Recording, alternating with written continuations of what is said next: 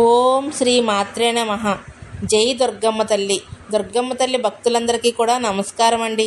అందరూ కూడా సుఖంగా సంతోషంగా ఎప్పుడూ కూడా ఆనందంగా ఉండాలి అని చెప్పి ఆ దుర్గమ్మ తల్లి తరపున నేను కూడా మనస్ఫూర్తిగా కోరుకుంటున్నాను.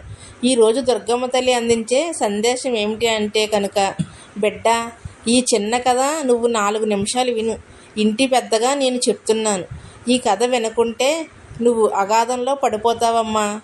ఇది కేవలం నీ కోసం, నీ భవిష్యత్తు కోసం చెప్తున్న కథ. ఈ కథకి నీ జీవితానికి చాలా దగ్గర సంబంధం ఉంటుంది. బిడ్డ, జాగ్రత్తగా విను అని చెప్పి ఏదో ఒక తెలియని సందేశాన్ని మనకి తెలియపరచడానికి ఈరోజు దుర్గమ్మ తల్లి మన ముందుకు వచ్చింది. మరి దుర్గమ్మ తల్లి సందేశం వినే ముందు, దుర్గమ్మ తల్లి చెప్పేది మీ మంచి కోసమే అని నమ్మినట్లయితే వీడియోకి ఒక చిన్న లైక్ ఇవ్వడం మాత్రం మర్చిపోవద్దు. దుర్గమ్మ తల్లి చెప్పాలి అనుకున్న కథ ఏమిటో దుర్గమ్మ తల్లి మాటల్లోనే తెలుసుకుందాము బిడ్డ. జీవితంలో ఎన్నో రకాల కష్టాలు వస్తున్నప్పుడు నువ్వు అనుకుంటున్న మాట ఏంటి అంటే, ఏ జన్మలో ఏం పాపం చేశానో, ఈ జన్మలో నాకు ఇటువంటి భర్త దొరికాడు, లేదా ఇటువంటి భార్య దొరికింది, లేకపోతే ఏం పాపం చేయడం వల్ల నాకు ఈ అనారోగ్య సమస్యలు అనేవి నన్ను ఇబ్బంది పెడుతూ ఉన్నాయి, ఇంకా ఏ కర్మల వలనో నా తల్లిదండ్రులు ఇటువంటి కర్మలను అనుభవిస్తున్నారు అని చెప్పి ఎన్నో సందర్భాల్లో నువ్వు అనుకుని బాధపడి ఉంటావు. కానీ ఆ కష్టాలు, ఆ కర్మలు, ఆ బాధలు అసలు ఎందుకు వస్తున్నాయి అని చెప్పి నువ్వు తెలుసుకోవాలి. అవి రాకుండా నా బిడ్డ జాగ్రత్త పడాలి, నా బిడ్డ ఆనందంగా ఉండాలి. అందుకే బిడ్డ, నీకోసమే ఈ కథని వినిపిస్తున్నాను అని చెప్పి, ఒక ఊర్లో ఒక ఆవిడ ఉండేది. అంటే ఒక అమ్మాయి. తను ఏం చేసేదంటే, ప్రతిరోజు కూడా తను ఇంట్లో రొట్టెలు తయారు చేసుకుని అవే ఆహారంగా భుజిస్తూ ఉండేది. ఆ రొట్టెలు తయారు చేసుకునేటప్పుడు వారి కుటుంబం కోసం మాత్రమే కాకుండా ఒక రొట్టెను ఒక ప్లేట్లో పెట్టి ప్రతిరోజు అరుగు మీద పెడుతూ ఉండేది. ఆ రొట్టె కోసం ఒక గురువుగారు అటుగా ప్రతిరోజు వచ్చి ఆ రొట్టెను తీసుకుని వెళ్తూ ఉండేవారన్నమాట. ఆ రొట్టెను తీసుకుని వెళ్ళేటప్పుడు గురువుగారు ఒక మాట చెప్పి వెళ్ళేవారు.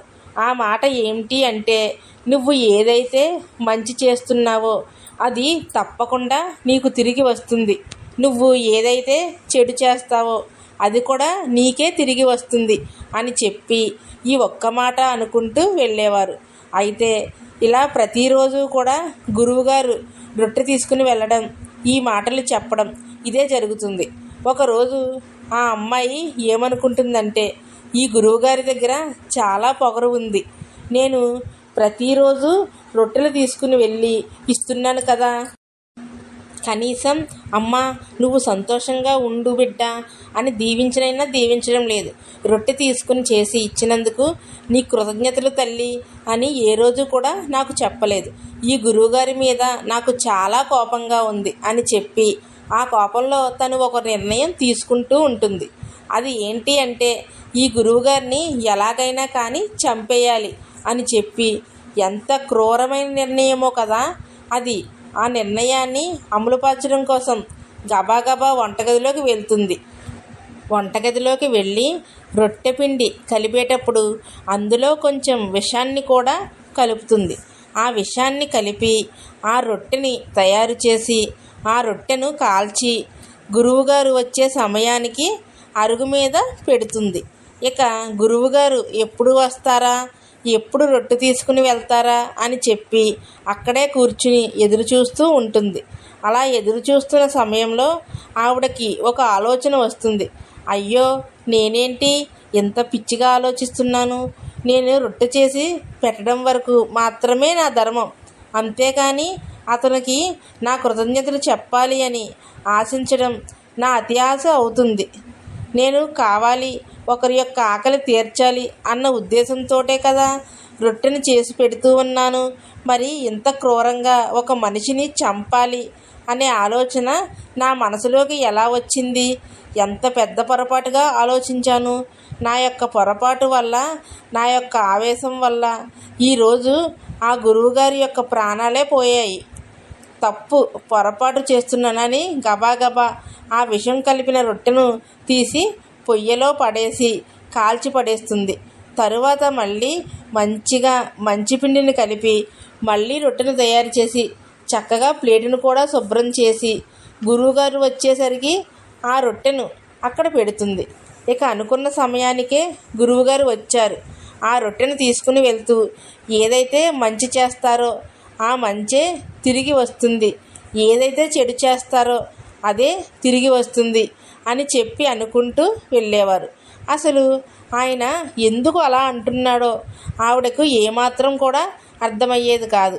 ఆవిడ యొక్క ఆలోచనల వల్ల కూడా ఏంటి అంటే తన కొడుకు గురించి మాత్రమే.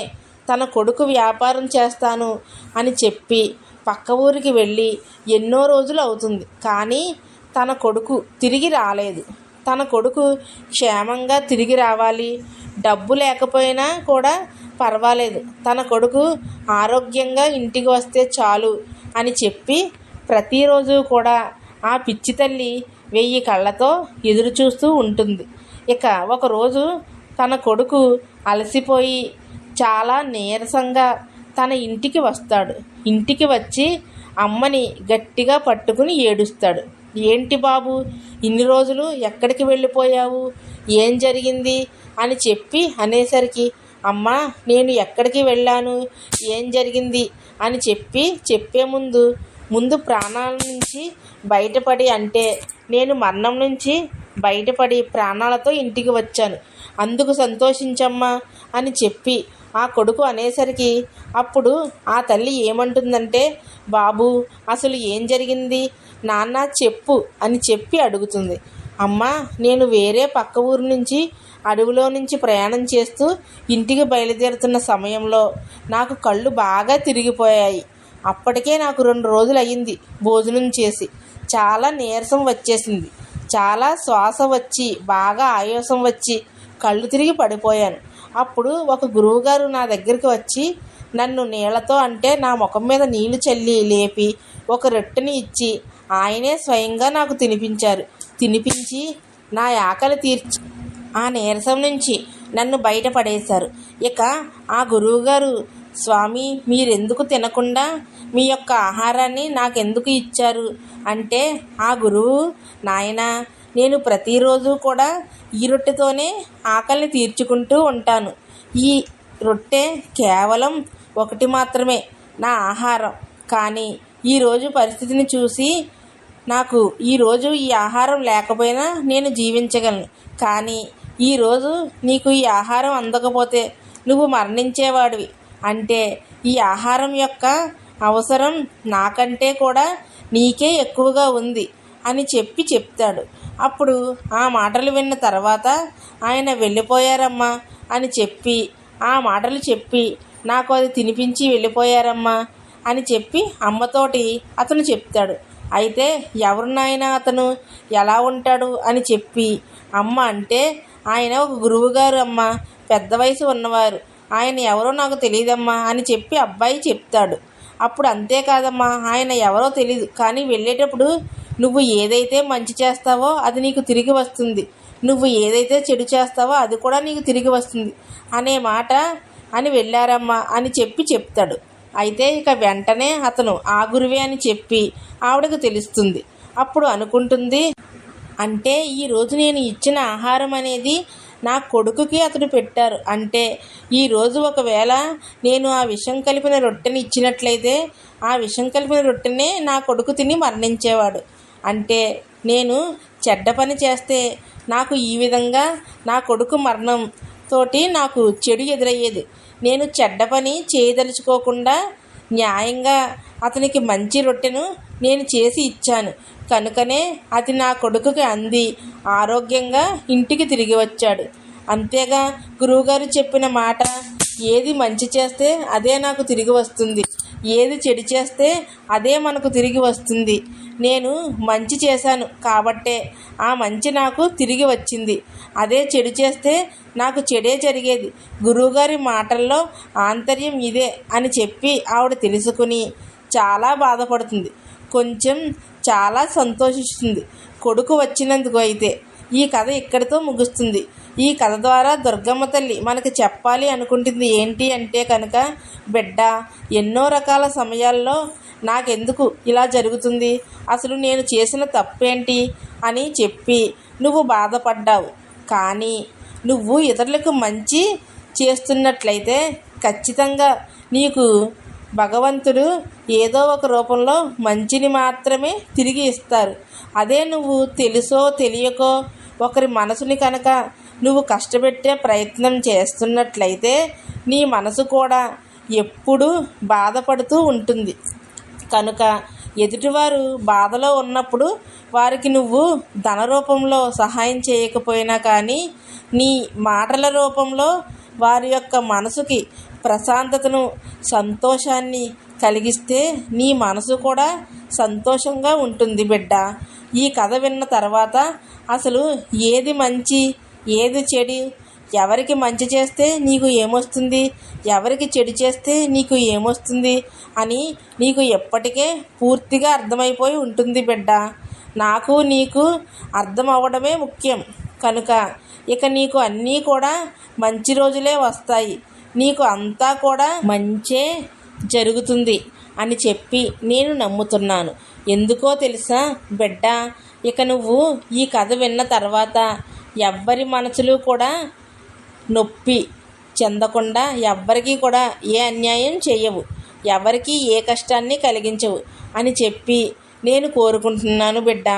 నీ యొక్క బిడ్డలకైనా కానీ, నీ యొక్క తల్లిదండ్రులకైనా కానీ, నీ యొక్క తోబుట్టులకైనా కానీ ఎవ్వరికీ కూడా తెలిసి కానీ తెలియక కానీ ఎటువంటి అన్యాయం చేయవద్దు. ఎందుకంటే ఇది కలికాలం అమ్మా. ఈ కలికాలంలో చేసిన కర్మలు ఏవైతే ఉన్నాయో అవి వెనువెంటనే వెనక్కి తిరిగి అవి మళ్ళీ చాలా త్వరగా తిరిగి వచ్చే అవకాశం అనేది చాలా ఎక్కువగా ఉంటుంది. నా బిడ్డకు అవి ఏవీ జరగకూడదు అన్న ఉద్దేశంతో ముందు జాగ్రత్తగా నేను నీకు ఈ విషయాలన్నీ చెప్తున్నాను. కనుక జాగ్రత్తగా అవసరం, మంచితనం అవసరం. నీకు అప్పుడే మంచి జరుగుతుంది, అంతా శుభం జరుగుతుంది బిడ్డ. నీవు కోరుకుంటున్న కోరికలన్నీ కూడా జరిగిపోవాలి అంటే ఈ యొక్క సిద్ధాంతం అనేది నీకు చాలా అద్భుతంగా పనిచేస్తుంది. ఈ యొక్క సిద్ధాంతం మీదే నువ్వు నమ్ముకుని ప్రతి ఒక్క కర్మ అనేది నువ్వు చేస్తావు అంటే కర్మానుసారంగా నువ్వు తప్పకుండా నీ కోరికలు నెరవేర్చుకుని ఆనందంగా జీవితంలో ముందడుగు వేస్తావు బిడ్డ అని చెప్పి ఈరోజు మనకి చాలా చక్కటి సందేశాన్ని దుర్గమ్మ తల్లి అందించిందండి. మరి ఈరోజు సందేశం మీకు నచ్చింది అనిపిస్తే తప్పకుండా ఒక చిన్న లైక్ ఇవ్వండి ఫ్రెండ్స్. మొదటిసారి మన ఛానల్లోకి వచ్చినట్లయితే సబ్స్క్రైబ్ చేసుకుని సపోర్ట్ చేయండి. మరి రేపు సందేశంతో మళ్ళీ కలుసుకుందాం. అంతవరకు కూడా దుర్గమ్మ తల్లి ఆశీస్సులు మీపై ఉండాలి అని చెప్పి మనస్ఫూర్తిగా కోరుకుంటున్నాను. సర్వే జన సుఖినో భవంతు. జై దుర్గమ్మ తల్లి.